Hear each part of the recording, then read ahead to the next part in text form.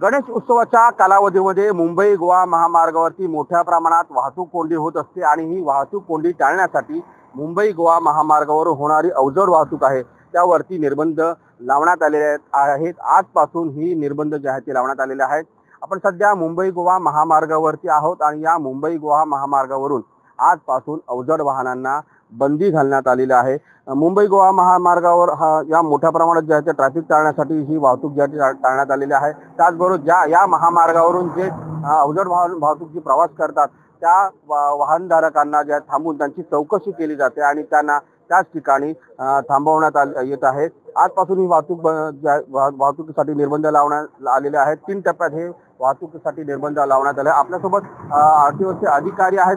Sir, मला सांगा, गणेश उत्सवाच्या कालावधीमध्ये वाहतूक निर्बंध जे आहेत ते 3 टप्प्यामध्ये लावण्यात आले, तर काय नेमकं?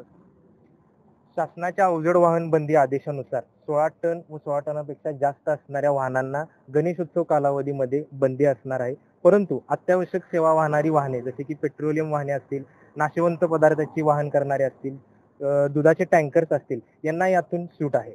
परंतु अशी वाहने जर आपल्याला सापडली तर आपण त्यांच्यावर दंडात्मक कारवाई करून ही वाहने अटकावून ठेवण्यात येणार। अशा पद्धतीने जर वाहने या मुंबई गोवा महामार्गावरती आली त्यांच्यावरती कारवाईचा बडगा जो आहे तो उगारण्यात येणार आहे। त्याचबरोबर आरटीओचं पथक देखील मुंबई गोवा महामार्गावरती 24 तास तैनात असणार आहे। अमोल काले, साम टीव्ही, रत्नागिरी। आता isakal.com आहे देशातील नंबर 1 ची मराठी न्यूज वेबसाईट। प्रत्येक अपडेटसाठी isakal.com ला नक्की भेट द्या।